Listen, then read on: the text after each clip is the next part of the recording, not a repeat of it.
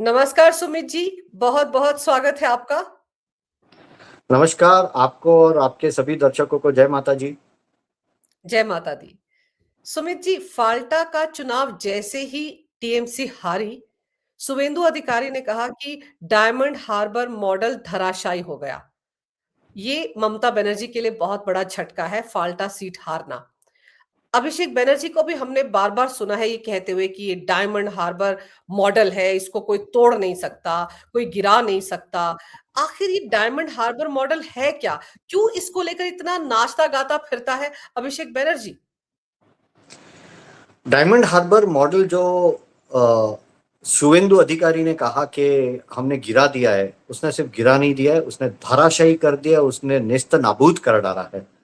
भाजपा अब जब सरकार में आई है तो ये जो डायमंड हार्बर मॉडल है उसको अमित शाह और शुभेंदु अधिकारी मिलके पूरा खत्म करेंगे। और साथ में मुझे कॉन्फिडेंस है कि हजारों लोगों को बर्बाद करके छोड़ने वाले, हजारों क्रिमिनल्स, स्मगलर्स, ह्यूमन ट्रैफिकिंग वाले सबको खत्म करने वाले। अब सबसे पहले डायमंड हार्बर मॉडल क्या है, आपके दर्शक ये देख रहे हैं, ये जो मैप है ये एक छोटा पोर्शन है, क्योंकि बहुत बड़ा मैप मुझे एक बहुत ही जानकार सूत्र एक अपने इंटेल एजेंसीज में, नाम तो मैं बता नहीं सकता, उसने मुझे ये पूरा बना के दिया है। और आप देख रहे हैं कि आपके स्क्रीन के टॉप लेफ्ट के पास एक सर्कल में डायमंड हार्बर लिखा है, और डायमंड हार्बर के पास से हुगली नदी जाती है। अब डायमंड हार्बर जो है ना, दैट इज अ पोर्ट, वो एक पोर्ट है और वो नदी के ऊपर है। तो ये टेक्निकली बॉर्डर क्रॉसिंग होता है, लेकिन यहाँ सिक्योरिटी कम होता है, क्योंकि बहुत सारा सामान हुगली नदी से अंदर आ सकता है और वहां से बाद में वो कलकत्ता तक जाके कलकत्ता से पूरे देश भर में जाता है। तो अब मैं आपको एक एक अलग अलग चीजें बताऊंगा कि इसके अंदर क्या क्या हो रहा है। सबसे पहले आपको कुछ डेटा देता हूँ। अंजू जी, आप और आपके दर्शक एकदम चौंक जाएंगे अगर आपको मैं बताऊं कि आज के तारीख में आपको बांग्लादेश में हेरोइन खरीदनी हो तो आपको 25 लाख टाका, ओके, 25 लाख टाका यानी रफली आप पकड़ लीजिए कि 17, 18, 20 लाख रुपए में आपको हेरोइन मिलेगी किलो। और जब कुछ समय पहले बीएसएफ ने जो बॉर्डर पे माल पकड़ा था, हीरोइन हेरोइन 321 ग्राम हेरोइन का भाव 11 करोड़ होता था, क्योंकि वहां से जो हेरोइन आती है उसका जो मार्केट वैल्यू इंडिया में होता है वो 10 गुना, 20 गुना, 25 गुना हो जाता है। यानी 20 लाख रुपए का माल यहाँ 20-20 करोड़ रुपए तक में जा सकता है अगर अच्छे क्वालिटी का हो तो। और यहाँ से क्या क्या आता है, सबसे पहले जो बांग्लादेश से भारत में आ रहा है तो गांजा आ रहा है, हेरोइन आ रहा है, ब्राउन शुगर आ रहा है, कोकेन आ रहा है। दूसरा, टैबलेट्स और जो कॉन्ट्राबैंड टैबलेट्स है वो आ रहे हैं। थोड़े बहुत संख्या में वेपन्स आ रहे हैं। और बाद में ह्यूमन ट्रैफिकिंग हो रहा है और कैटल ट्रैफिकिंग हो रहा है। कैटल भारत से जाता है और वो पूरा डायमंड हार्बर माफिया का एक बहुत बड़ा बिजनेस है कि यहाँ से लाखों के लाखों गौवंश के जो तस्करी हो रही है वो भी डायमंड हार्बर माफिया संभाल रहा है। वो लोग डायमंड हार्बर में नहीं बैठे, लेकिन उनका हेडक्वार्टर डायमंड हार्बर है। तो ये पूरा एक माया जाल बना के रखा है, जिसका सेंटर माया, जिसका नर्व सेंटर बोले तो जैसे हेडक्वार्टर वो डायमंड हार्बर में है।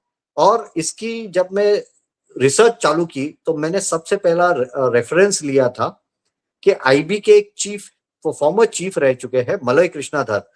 बाय द वे मैं बोलना चाहूंगा कि ये मैप मुझे मलय कृष्णाधर के पास से नहीं मिला है, तो आप वो मिसअंडरस्टैंडिंग किसी ने करना नहीं है। लेकिन मलय कृष्णाधर ने अपनी एक बुक लिखी है, उसकी एक पुस्तक है the fulcrum of eastern evil, उसमें उन्होंने बताया है कि कैसे ह्यूमन ट्रैफिकिंग होता है from Bangladesh into India, Bharat में कैसे लाते हैं।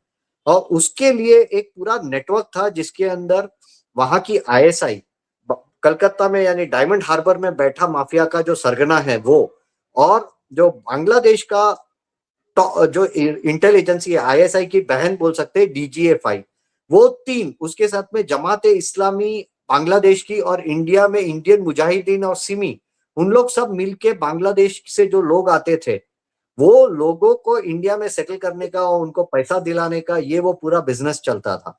तो ये पूरा business was one human trafficking business Diamond Harbour से चल रहा था। और आपको बताता हूं मैं कि ये कुछ साल पहले की बात है। यहाँ मैं जहाँ रहता हूँ वहां से कुछ आधा एक घंटे डिस्टेंस पे एक पूरा रास्ता है जहाँ डांस बार्स है, ओके, और वहां बांग्लादेशी लड़कियां ही है सब। तो एक डांस बार के ओनर से मेरी बात हो रही थी तो उसने बोला एक एक बांग्लादेशी लड़की 5,000 रुपया रिश्वत देती है उसको, सिर्फ वहां आधार कार्ड और राशन कार्ड और इलेक्शन आई कार्ड बंगाल का मिले। और आज लाखों के तादाद में, यानी दसियों लाखों के तादाद में बांग्लादेशी भारत में आ गए हैं। तो आप सोचिए 5,000 रुपया एक जन का, यानी कितने करोड़ों रुपए, दसियों करोड़ों, सैकड़ों करोड़ों रुपए अभिषेक बैनर्जी और ये पूरा जो डायमंड हार्बर माफिया बोलते हैं या डायमंड हार्बर मॉडल बोलते हैं, उन्होंने पैसा बनाया होगा इसमें से। नंबर अपना कैलकुलेटर के बाहर चला जाएगा अंजू जी, अपने कैलकुलेटर में उतने जीरो की जगह नहीं है। ये पहला है ड्रग्स बिजनेस। दूसरा, तीसरा सबसे इंपॉर्टेंट बात है कि यहाँ से वेपन्स भी आते हैं। जो इंडियन मुजाहिदीन और सिमी को वेपन्स मिलते थे, वो वेपन्स भी बांग्लादेश से भी, क्योंकि वेस्टर्न बॉर्डर अपना है ना बहुत कंट्रोल्ड है। जो पाकिस्तान के साथ का बॉर्डर है वो बहुत कंट्रोल्ड है, वहां फेंसिंग हो चुकी है, वहां बीएसएफ के लोग तैनात है, वहां कश्मीर में आर्मी है। ओके, प्लस आप देखेंगे तो पठानकोट पंजाब के कुछ एरियाज और राजस्थान, वहां मिलिट्री कैंटोनमेंट्स है, तो वहां से स्मगलिंग रिलेटिवली डिफिकल्ट है। ऐसा मैं नहीं बोल रहा हूँ कि वहां नहीं होता है, होता है, भरपूर मात्रा में होता है और पकड़ा भी जाता है। लेकिन ये वाला बॉर्डर इतना पोरस है क्योंकि ममता दीदी ने सबसे पहले तो वहां जमीन नहीं दी फेंसिंग के लिए। क्यों? क्योंकि अगर जमीन देती तो उसका जो डायमंड हार्बर मॉडल है, जो माफिया का मॉडल है, जो स्मगलिंग का मॉडल है, वो पूरा खत्म हो जाता। तो भाई कौन अपने पेट पे लात मारेगा? ममता बनर्जी तो मारेगी नहीं, अभिषेक बनर्जी तो मारेगा नहीं। ओके, फेंसिंग नहीं करने दी। दूसरा, बहुत सारा जगह है ना, वो हुगली जो 24 परगना करके एक डिस्ट्रिक्ट है, 24 परगना जो डिस्ट्रिक्ट है ना, उसका दो भाग है, दो डिस्ट्रिक्ट है, उत्तर और दक्षिण 24 परगना। वो वापिस वहां मार्शी लैंड से नदियां हैं, तो उन लोग वहां से बोट से भी ला सकते हैं, वहां से उन लोग बोट और वैसे भी सामान लेके आ सकते हैं। इसलिए वापिस वहां फेंसिंग नहीं हो सकती। प्लस वहां क्या है मालूम है कि रिवर्स चेंज होते हैं। हम लोग बोलेंगे कि अमित शाह क्या कर रहे हैं, बीएसएफ क्या कर रहा है, बीएसएफ को अमित शाह रिपोर्ट कर, बीएसएफ अमित शाह को रिपोर्ट करते हैं। वहां क्यों नहीं कर सकते? क्योंकि नदियां है ना, उनका जो कोर्स होता है वो हर बारिश में, बारिश के बाद बदलते रहता है। तो उसको एक जगह पे जो नदी होगी वहां तो फेंसिंग किया नहीं जा सकता, और अगर फेंसिंग किया और वो नदी ने कोर्स बदला तो दूसरी जगह की फेंसिंग भी टूट जाएगी। तो ये बहुत ही कॉम्प्लेक्स बॉर्डर है, ये सिंपल बॉर्डर नहीं है जो लोग ऐसे ब्लैक एंड व्हाइट समझ जाए, जैसे गुजरात महाराष्ट्र का बॉर्डर हो या गुजरात और पाकिस्तान या राजस्थान और पाकिस्तान का बॉर्डर। ऐसा ये बहुत ही सेंसिटिव और टिपिकल बॉर्डर है जिसके अंदर नेचर का भी इम्पैक्ट है, उसके कारण हो नहीं पा रहा था। इसलिए बीच में हमने न्यूज पढ़ा, कितना सच या झूठ हमें पता नहीं, लेकिन वहां हम लोग जो मगरमच्छ है वो भी हम डालेंगे इसको बचाने के लिए। तो इसके अंदर एक 24 परगना का रूट है। 24 परगना में एक बानगांव करके एरिया है और बशीरहाट करके एरिया है। वहां से पूरा जो बॉर्डर क्रॉसिंग होता है वो करके उन लोग 24 परगना में उन लोग आ जाते हैं। दूसरा, एक जेसोर, बांग्लादेश में एक जेसोर करके डिस्ट्रिक्ट है और सतकीरा करके डिस्ट्रिक्ट है। वहां से भी वो बॉर्डर का इच्छामती करके रिवर है, इच्छामती रिवर से करके उन लोग 24 परगना में आके उन लोग वो माल कलकत्ता तक पहुंचाते हैं। और एक बार उन लोग भारत के अंदर आ गए तो उन लोगों को बाद में बाइक पे लेके आओ, ऑटो रिक्शा में लेके आओ, ट्रक्स में लेके आओ, बसेस में लोग उठा के लेके आएंगे जैसा माल हो। तो उनके पास पूरा नेटवर्क है, यानी एक दो तीन, जैसे मैंने बोला कि दसियों हजारों लोग होंगे जो ये बिजनेस में इन्वॉल्व है। और मैं आपको दावे से कह सकता हूँ 90% से 95% लोग ये बांग्लादेशी होंगे जो ये पूरा बिजनेस संभाल रहे हैं। दूसरा इसका रूट है, ये टिपिकल होता है कि जो 24 परगना में सोनाई करके और एक नदी है, वो सोनाई में उन लोग माल छोड़ देंगे और वो तैरते तैरते आएगा, यहाँ से इन लोग उठा के उन लोग डायमंड हार्बर तक पहुंचा देंगे। तो दिस इज अनदर रूट। बाद में इसमें मिड रिवर पिकअप भी होता है, बीच में नदी में बोट भेजेंगे, स्पीड बोट भेजेंगे, उससे उठा के उन लोग लेके आएंगे। और वहां एरिया में मैंग्रोव बहुत सारे हैं। मैंग्रोव यानी जहां नदी होती है या समुन्द्र होता है जिसमें पेड़ होते हैं, हाँ, 3 से 6 फुट के, उसके बीच में से छोटी छोटी नाव निकाल के उन लोग अंदर सामान भर के लेके आएंगे। वहां कोई यानी क्या कहते हैं हम लोग, वहां बॉर्डर पेट्रोल हो ही नहीं सकता क्योंकि इतने छोटे छोटे रास्ते निकलते हैं, उसमें से कोई भी स्मगलिंग कर सकता है। तो ये बहुत ही डिफिकल्ट और कॉम्प्लेक्स बॉर्डर है जहां इस तरह से हो रहा था। और जो मैंने आपको बताया कि 10 गुना, 20 गुना, 30 गुना मार्जिन है ड्रग्स में। ह्यूमन ट्रैफिकिंग का तो अलग है क्योंकि लोग आ जाएंगे, 5,000 रुपया ये दे रहे, दूसरा बाद में आगे जाएंगे, आगे उन लोग बंबई, आपके यहाँ दिल्ली में तो आपको पता है इलेक्शन के टाइम में कितना तकलीफ हो गया था। कितने, मुझे लगता है दिल्ली में आज के तारीख में 10-15 लाख से ज्यादा बांग्लादेशी मेड्स और ड्राइवर्स है आज के तारीख में। बंबई में 10-15 लाख होंगे। तो इतने लोगों से कितना पैसा बना रहे हैं। तो ये पूरा एक माफिया है जो साल का सैकड़ों करोड़ों या हजार करोड़ के ऊपर का बिजनेस कर रहा था, जो जी। अब शुवेंदु अधिकारी खत्म करने वाला है। ममता बनर्जी की सिर्फ इलेक्शन में हार नहीं हुई है, भाजपा सिर्फ जीता नहीं है, भाजपा अब cross border smuggling, cross border activities, illicit activity, terrorist supporting activity जो होती थी, वो पूरा खत्म करने वाला है। तो ये एक बहुत बड़ी जीत है। मैं इसको अलग ही लेवल की खुशी है मुझे। जब ये आज फाल्टा का रिजल्ट मैंने देखा, मुझे अलग लेवल की खुशी हुई अंजू जी। पर जैसे आपने कहा ना कि 24 परगना से उनको लाते थे, बाइक्स पे ला रहे हैं या रिक्शा में ला रहे हैं या बसों में। और मैंने तो ये भी सुना है कि क्योंकि पूरा प्रशासन, पुलिस प्रशासन इनके साथ था, और जिस तरह से ये अभी शेख बनर्जी ग्रीन कॉरिडोर बनाकर पूरे कलकत्ता में या बंगाल में मूवमेंट करता था, तो पूरा प्रशासन साथ में मिला रहता था। अब सोचिए कि कोई भी आदमी जो वहां 4 मई से पहले अगर वो ग्रीन कॉरिडोर की फोटोग्राफ या वीडियो खींचकर सोशल मीडिया पर डालता था, या वहां के जर्नलिस्ट अगर इस तरह की हिमाकत करने की कोशिश करते थे या हिम्मत दिखाने की कोशिश करते थे, तो उनके खिलाफ बहुत सारे फर्जी केस डाल दिए जाते थे। किसी ने नहीं बताया कि ये बुआ भतीजा वहां कर क्या रहे हैं, टीएमसी के गुंडे क्या गुल खिला रहे हैं, कोई बता नहीं पाया। 4 मई के बाद इतनी सारी कहानियां सामने आ रही हैं। तो आप सोचिए कि किस तरह का खुला खेल फर्रुखाबादी खेला जा रहा था पूरे पुलिस प्रशासन के साथ मिलकर। अरे वहां तो आतंक का माहौल था। ये रविश कुमार जो बोलते रहता था ना, डर का माहौल है, डर का माहौल है। मैं आपको एक किस्सा बताता हूँ। मेरा एक दोस्त है, पत्रकार है, कलकत्ते में था। उसको मैं एक जगह पे कॉलमनिस्ट हूँ, और वहां के एक पुराने एडिटर ने उसको बोला कि ये सब गड़बड़ी क्या चल रही है, उसके बारे में तो एक आर्टिकल लिख। कब की बात तो है? उसने ये ये रफली 20-21 की बात है। हम्म। तो उसने क्या बोला मालूम है, आप आर्टिकल तो लिखवा लोगे, बाद में मेरी जान की गारंटी इधर कौन, आप सिक्योरिटी दे सकते हो क्या मुझे? उसने सीधा मुंह पे सुना दिया एडिटर को कि क्या आप मुझे जिंदा रख सकोगे? इतना गंदा आतंक का माहौल था बंगाल में कि आज इन लोग सब, आपके लटियंस के लोग हैं ना दिल्ली वाले, उन लोग सब बोलते हैं डर का माहौल है, अभिव्यक्ति की आजादी नहीं है, पत्रकारों को पत्रकारिता करने नहीं दे रहे। यहाँ बेचारा वो जर्नलिस्ट की हालत खराब हो गई। वो सीधा बोल दिया एडिटर को कि भैया मुझे जिंदा नहीं रखेंगे। और ये बात दिल्ली के आधे पत्रकारों को पता है, लेकिन कोई भी इसके बारे में बात नहीं कर रहा है। कोई भी बात नहीं करना चाहता, क्योंकि सब ये माफिया के साथ मिले हुए हैं। तो ये जो डायमंड हार्बर माफिया है, इसका टॉप बॉस, सरगना अभिषेक बैनर्जी है। वही चलाता है, सारा रख रखा वही रखता है, क्योंकि जिस तरह की जुबान वो बोलता है, उससे तो साफ लगता है कि कहीं कोई बड़ा बैकअप उसके साथ है। उसका सबसे बड़ा बैकअप कौन हो सकता है अंजू जी, आप गेस कीजिए। ममता बनर्जी। ममता बनर्जी भी क्या है? Mamata Banerjee is a puppet. उसके ऊपर कौन है? CIA. Of course yes, of course CIA. क्योंकि ये पूरा जो काम हुआ है, एक्चुअली कम्युनिस्ट भी आईएसआई और डीजीएफआई के साथ काम कर रहे थे। जो मलय कृष्णधर की बुक है फल्क्रम ऑफ ईस्टर्न इविल, उसमें क्लियरली लिखा है जो बांग्लादेश से बांग्लादेशी आए, इन्फिल्ट्रेट कराए गए, उन लोग ने बांग्लादेश के बंगाल के पूरे इकोसिस्टम में सब जगह, एकेडेमिया, मीडिया, सब जगह उन्होंने खुद का एक वर्चस्व बना लिया है। उनके अगेंस्ट में कोई बात नहीं कर सकता, ये उसकी बुक में लिखा हुआ है। और उन लोग ने पॉलिटिकल पार्टीज को भी इन्फिल्ट्रेट कर डाला है। एक ही पार्टी है जिसको उन्होंने इन्फिल्ट्रेट नहीं किया, और वो आज 2022 में 26 में इलेक्शन जीती है वहां।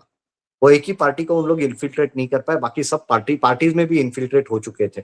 और ये सब चालू किसने किया? कम्युनिस्ट पार्टी ने किया। कम्युनिस्ट पार्टी को खत्म करने में सबसे ज्यादा इंटरेस्ट किसको होगा? सीआईए को होगा। जब ममता बनर्जी जीती, तो एक यूएन का, एक मेरा अच्छा दोस्त है, यूएन में काम कर चुका है, उसने एक ही चीज बोला, finally CIA manage to throw communist out of Bengal. Finally CIA communist को बंगाल के बाहर फेंकने में हाँ। कामयाब हुई। ये उसने बोला जब ममता बनर्जी इलेक्शन जीती थी। तो आज, और दूसरा आप देखिए, उसका जो ममता बनर्जी आई उसके बाद में बांग्लादेशियों का जोर बढ़ गया, उनका आतंक बढ़ गया, और उसका आने का नंबर भी बढ़ गया। क्योंकि सीआईए ने ये जो डेमोग्राफिक चेंज है वो सब जगह करा है।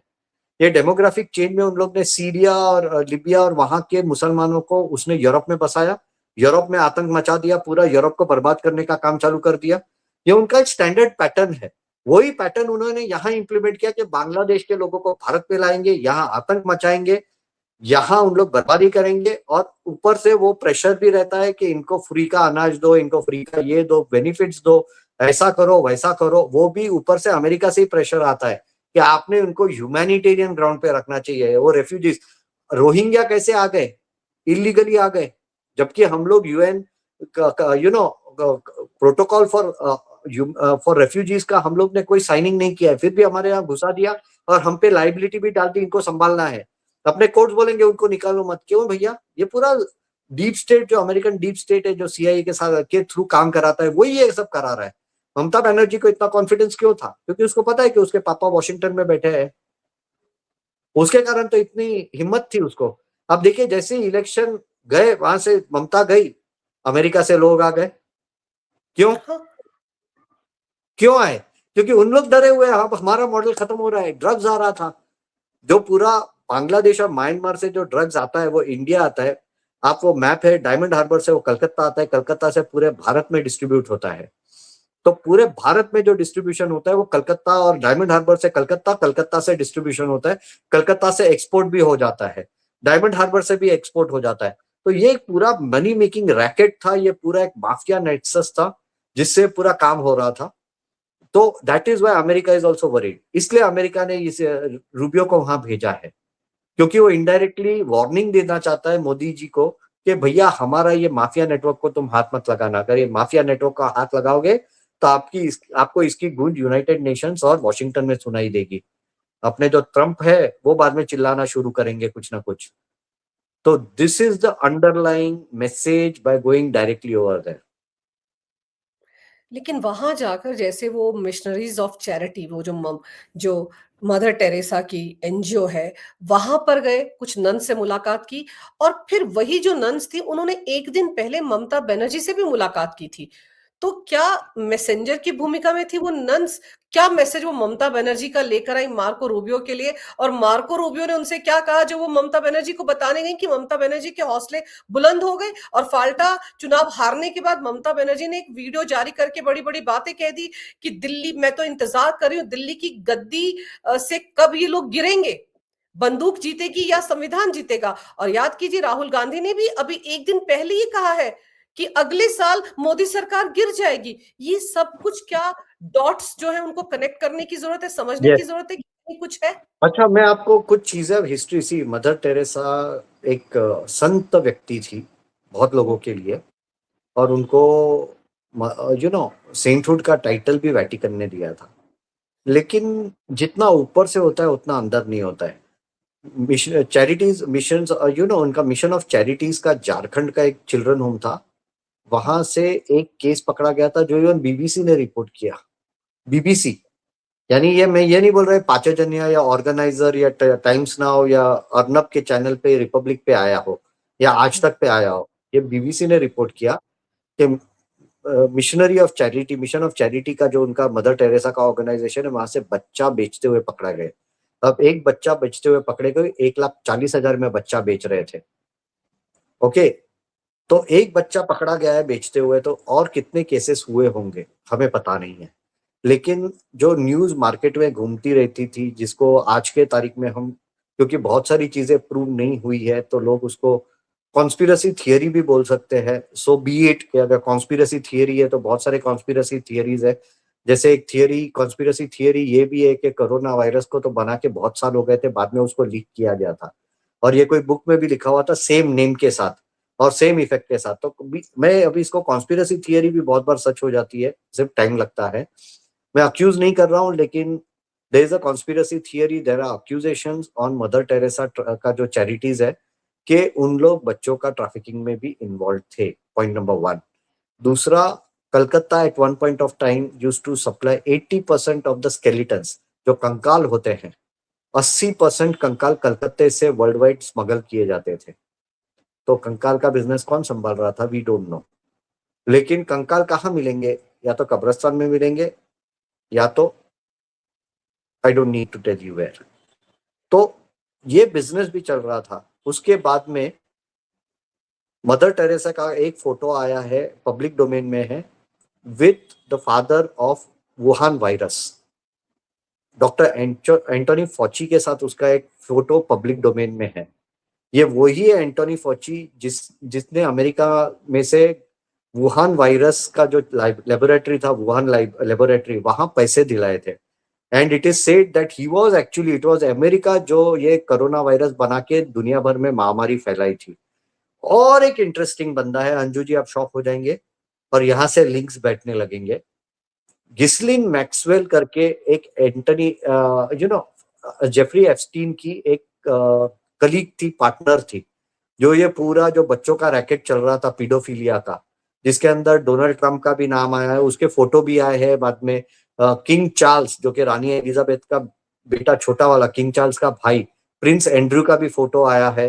वो पूरा जो human trafficking, child paedophilia trafficking का जो पूरा नेटवर्क चल रहा था, उसमें रॉबर्ट मैक्सवेल करके एक बंदा था, उसकी बेटी गिसलिन मैक्सवेल थी। और वो रॉबर्ट मैक्सवेल जो था वो मोसाद और MI6 का एजेंट था। उसका आगे का फ्रंट था कि वो बिजनेसमैन है, वो मीडिया टाइकून है, लेकिन वो एक्चुअली मोसाद और MI6 का एजेंट था। और उसने भी इसके साथ मीटिंग की थी, किसके साथ? मदर टेरेसा के साथ। तो मदर टेरेसा का मोसाद, MI6, एंटनी फॉची जैसे लोग जो कि वायरस बनाते हैं, उसके साथ क्या कनेक्शंस था? क्या यहां से कुछ ऐसा दिया जा रहा था, यहां कुछ ऐसा लिया जा रहा था? We don't know. ये सब इन्वेस्टिगेशन होना चाहिए कि ऐसे शेडी लोगों के साथ मदर टेरेसा कैसे इन्वॉल्व हो गई थी और क्या कैपेसिटी में इन्वॉल्व हुई थी। और एक तो बहुत ही इंटरेस्टिंग है, मैंने कहीं एक डिस्कशन पढ़ा था कि रॉबर्ट मैक्सवेल बोलता है कि मदर टेरेसा से जैसी हार्ड नेगोशिएटर और रूथलेस नेगोशिएटर कोई नहीं मिली है मुझे। तो सोचिए, तो क्या बिजनेस करती थी वो जिसके लिए नेगोशिएशन करना पड़ता था? वही, और वो भी ऐसे लोगों के साथ। अगर आपके और मेरे साथ मिले तो भी समझ में आता है, चलो ममता बनर्जी से भी मिले, समझ में आता है कि वो बंगाल की मुख्यमंत्री है तो उसको मिलना पड़ता है। और सोनिया गांधी से मिले तो भी समझ में आता है कि चलो कांग्रेस की अध्यक्षा थी या अध्यक्ष है, अध्यक्ष की मां है। लेकिन ये क्या है, इन लोगों से क्यों मिलना पड़ रहा है? तो हमें समझ में नहीं आ रहा है ये सब, यानी। और क्यों ये रूबियो जाके पहले मिशनरीज ऑफ चैरिटी में जा रहे हैं? उसको मिलना है तो वो दूसरी जगह मिल सकता है, जबकि ये ऑर्गेनाइजेशन के ऊपर इतने सारे एलिगेशन है, तो वहां जाके वो क्या सिग्नल करना चाहता है? शायद उसके कारण तो ममता बनर्जी को हिम्मत नहीं है कि अब वहां गया है तो वहां से कोई मैसेज आया होगा। और जैसे आपने बोला है, अभी तो आप जो बोल रहे हो उसको भी कुछ लोग हैं ना बोल सकते हैं कि this can be a conspiracy theory. And I am not saying it is not, it is not because it is, but the theory is there. Conspiracy और नो कॉन्स्पिरेसी थियरी तो है कि भैया ममता बनर्जी को इतना जोर कहां से आ गया? ऐसा कौन सा उसने कॉम्प्लान या एनर्जी ड्रिंक पी लिया कि अचानक दिल्ली के सामने वो गरियाने लग गई? उसको कुछ तो मैसेज मिला होगा रूबियो के पास से कि बेटा तू आगे बढ़, हम लोग बैठे हैं, वॉशिंगटन वाले तेरे पीछे है। तभी तो वो इतनी गुरिया रही है। और राहुल गांधी को कहां से ये मतलब दिखने लग गया है कि अगले साल मोदी सरकार गिर जाएगी? वो तो 2014 से ही मोदी सरकार को गिरा रहा है, हर 2 महीने बाद गिरा देता है। अपनी पार्टी संभल नहीं रही है उससे, और वो हर जगह मोदी को पहले गद्दार बोलता है, अमित शाह को गद्दार बोलता है, अब कहता है कि एक साल में मोदी सरकार गिर जाएगी। तो उसको ये क्या बोलते हैं, भविष्यवेता कैसे बन गया? उसको किसने ये आइडिया दिया कि ऐसा हो सकता है? और मैं एक चीज बोलना भूल गया इसमें, आपको पता है बंगाल में सब इंडस्ट्रीज बर्बाद हो गई। ये तो आप भी जानते हैं, बच्चा बच्चा जानता है, आपके सभी दर्शकों को पता है। लेकिन एक कंपनी है जो अभी तक उसको हाथ नहीं लगा, वहां लेबर इश्यू नहीं हुआ, वहां कुछ धमाल नहीं हुई, वहां कुछ धमाके नहीं हुए। आंध्र प्रदेश में LG की केमिकल्स की फैक्ट्री थी, वहां धमाका हो गया, वहां आग लग गई। तमिलनाडु में फैक्ट्रियों के अंदर धमाल हो गई। ओके, यहाँ एक फैक्ट्री कम्युनिस्ट रूल के बाद ममता बनर्जी के टाइम में चल रही है, कौन सी मालूम है? हल्दिया पेट्रोकेमिकल्स। ओके, और वो किसकी कंपनी, उसमें किसने निवेश करा है मालूम है? जॉर्ज सोरोस ने। जॉर्ज सोरोस की कंपनी चल रही है, बाकी सब कंपनियां नहीं चल रही है बंगाल में, ममता के राज में। अब आप दो और दो जोड़ लीजिए, आपको समझ में आ जाएगा कि mark Rubio, George Soros, CIA, Mamata Banerjee, क्या नेटवर्क है ये।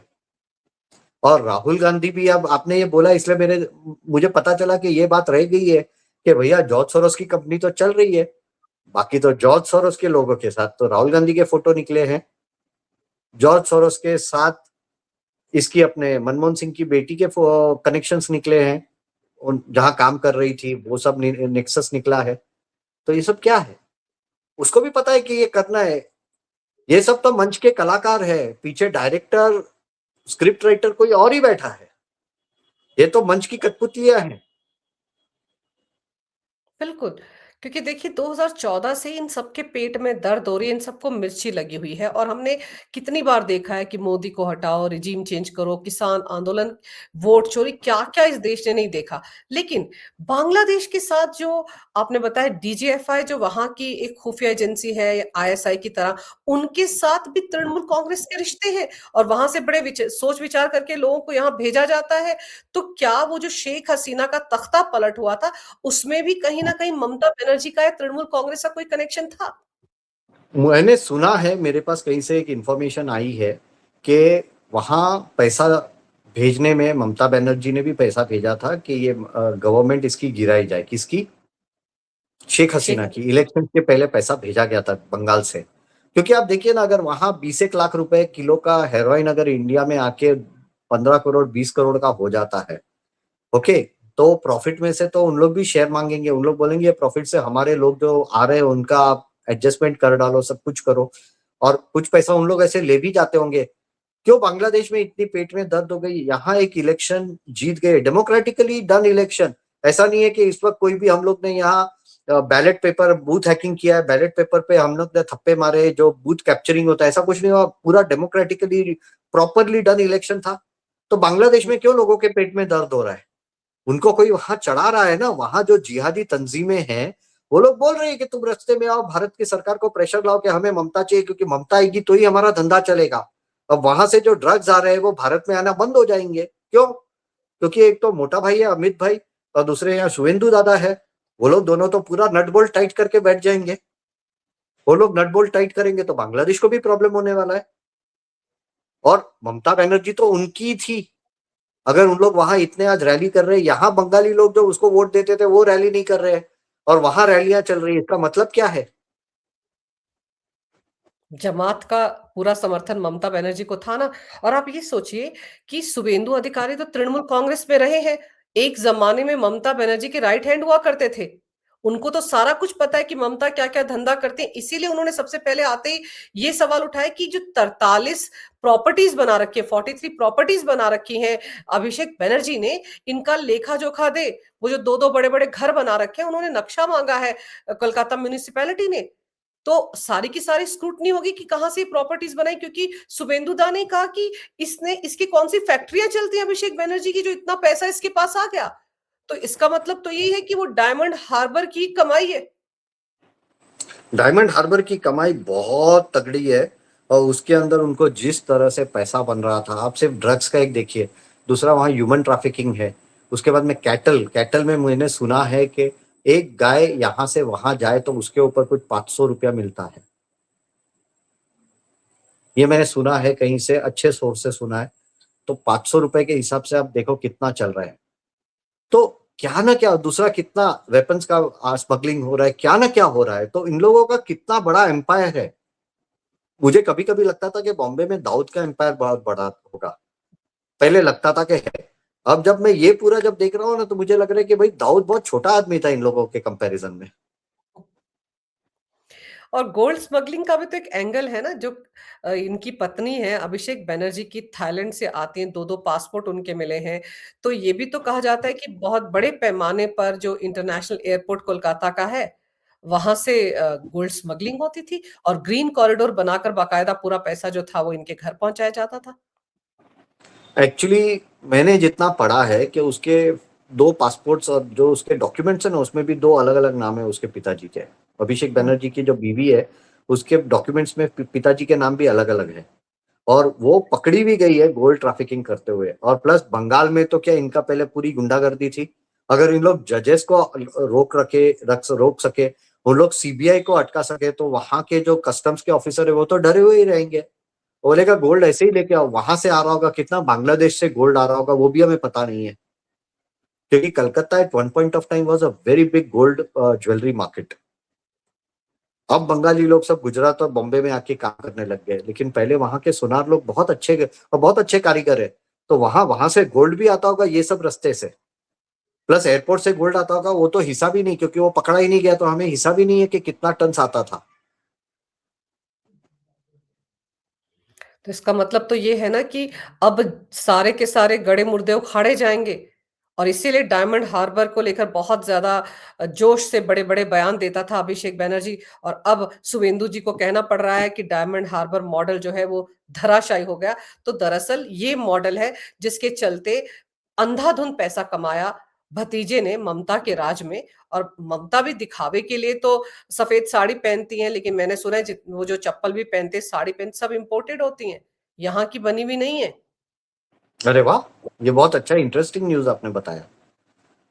ये लेकिन मुझको अभिषेक के तो कारनामे काफी मैंने सुने हैं जो हम यहाँ बता नहीं सकते, लेकिन आपके दर्शक समझदार हैं, वो लोग समझ जाएंगे मैं किस बारे में बात करना चाहता हूँ, क्योंकि एक उसकी प्रॉपर्टी उसके और सायोनी घोष के नाम की है।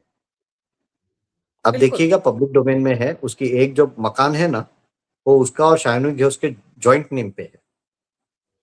और मजेदार ये है कि शायनी घोष कहती है मुझे तो पता ही नहीं है, मतलब कि मेरे नाम पे कोई प्रॉपर्टी। आप सोचिए इस तरह का डिनायल उनकी तरफ से आ रहा है, जबकि अगर खरीदी गई है तो क्या जब कोई जॉइंट प्रॉपर्टी खरीदता है तो क्या वहां दस्तखत वगैरह नहीं होते होंगे?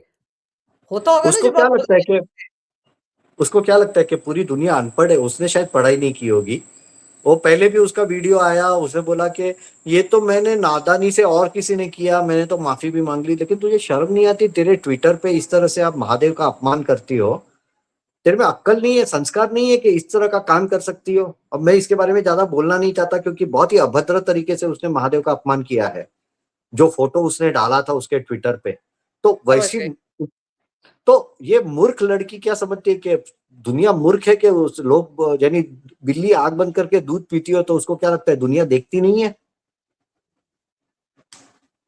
लेकिन अब आपको क्या लग रहा है जिस तरीके से शिकंजा कस रहा है, अब तो आप ये देखिए वो वाले वीडियो भी वायरल हो रहे हैं जब बीएसएफ फेंसिंग का काम कर रही है बॉर्डर पर, तो बांग्लादेश से लोग आकर पत्थर मार रहे हैं उनको। वो सारे ममता के चमचे होंगे, ममता के चेले चपाटे होंगे जो बॉर्डर क्रॉस करके भाग गए थे वहां पर एनआरसी के डर से, अब वो वापस तो आ नहीं सकते, इसीलिए ये पत्थरबाजी हो रही है। और दूसरी बात है, आप देखिए वो वैसे ही वीडियो आ रहे हैं जब बीएसएफ वाले गांव में फेंसिंग के लिए आ रहे हैं, तो जो गांव के लोग हैं, एकदम साधारण से गांव के जो गरीब लोग हैं, वो लोग उनके पीछे जय श्री राम के नारे लगा के चल रहे हैं। यानी भारतीय लोगों में कितनी खुशी है, और जो बांग्लादेशी लोग हैं, जो ममता के सपोर्टर्स है, उनको कितना दर्द हो रहा है कि उन लोग वहां से पत्थर मार रहे हैं। और इस्लाम में पत्थर किसको मारता है मालूम है? शैतान को मारते हैं। यानी जो ममता के वोटर्स है बॉर्डर के इस पार और जो बॉर्डर के उस पार चले गए हैं, वो दोनों बीएसएफ के और भारतीय सिक्योरिटी फोर्सेस के लोगों को उन लोग शैतान समझते हैं।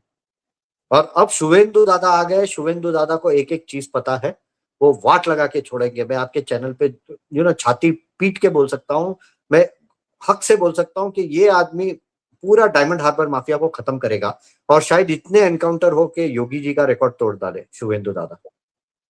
जो उन्होंने ये कह रखा है कि डिटेक्ट, डिटेन और डिपोर्ट, ये जो 3D का मंत्र दे रखा है और कहा है कि ये जितने भी पकड़े जाएंगे रोहिंग्या और घुसपैठे, इनको पुलिस के हवाले नहीं करना है, बीएसएफ के हवाले करना है, कोर्ट में नहीं ले जाना है, सीधे डिटेन हाँ, करना है, सीधे बाहर भेजना है। और उन्होंने तो जो वहां के डिस्ट्रिक्ट डीएम से उनको भी कह दिया कि अपने अपने इलाके में वो डिटेंशन सेंटर बनाए। तो ये भी तो तकलीफ बढ़ा रहा है ना ममता बनर्जी और पूरे इकोसिस्टम की, उनके पूरे गैंग की, चाहे वो बंगाल में बैठा, बांग्लादेश में बैठा हो या फिर ये सीआईए और आईएसआई के लोग हों। इसीलिए सब कुछ हो रहा है। और खबरें तो इस तरह की भी हैं सुमित जी कि इन्होंने बड़े पैमाने पर 4 मई के बाद दंगा भड़काने की कोशिश भी की है पश्चिम बंगाल में, लेकिन वो तो जांच एजेंसियां वहां पर बिल्कुल अलर्ट थी, इसलिए सब कुछ टल गया।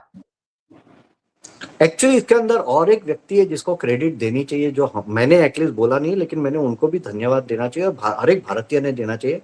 वो है हमारे गवर्नर आर एन रवि साहब। आर एन रवि जी भी एक इंटेल एजेंसी है, रॉ के इंटेलिजेंस चीफ रह चुके हैं, डोवल जी के साथ काम कर चुके हैं नेशनल सिक्योरिटी काउंसिल में।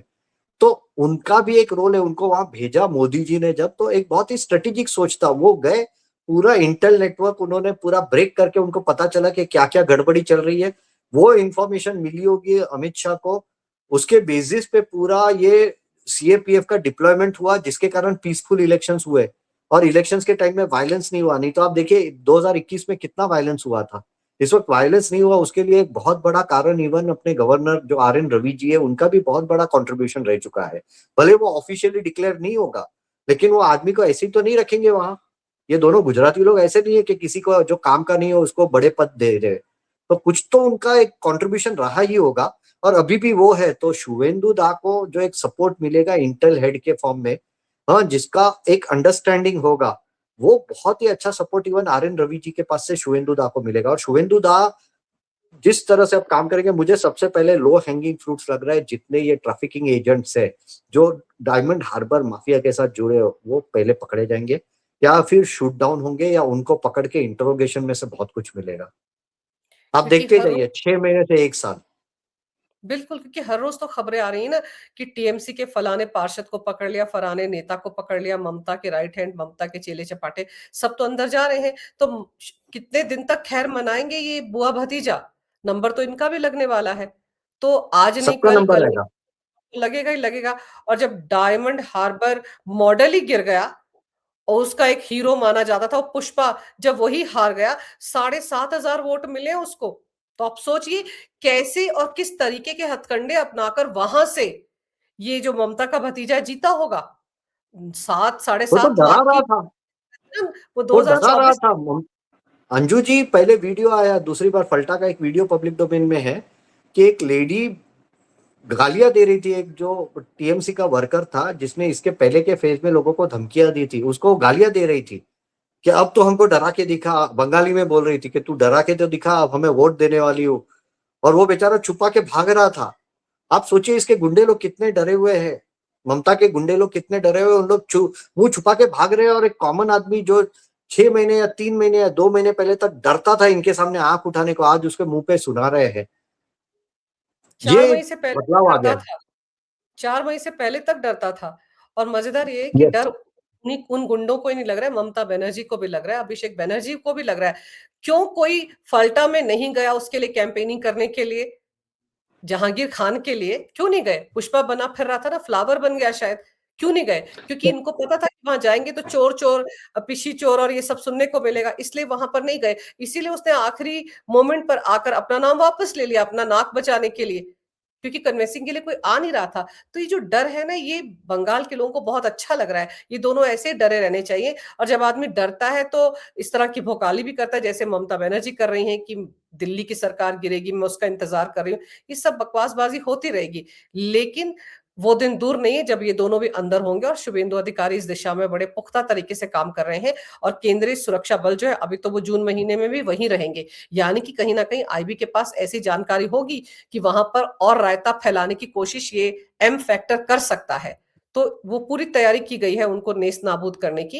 लेकिन आपने डायमंड हार्बर मॉडल सही मायने में क्या है, कैसे किस तरह से स्मगलिंग का धंधा कर रहे हैं और कैसे इतनी ज्यादा संपत्ति अभिषेक बनर्जी ने कमाई है, इसके बारे में जो जानकारी बड़े विस्तार से मेरे दर्शकों को आपने दी सुमित जी, इसके लिए आपका बहुत बहुत धन्यवाद। नमस्कार। भारत माता की जय। वंदे मातरम। जय श्री राम। मंजू जी, आपको और आपके सभी दर्शकों को धन्यवाद। जय श्री राम, भारत माता की जय, जय हिंद। जय हिंद।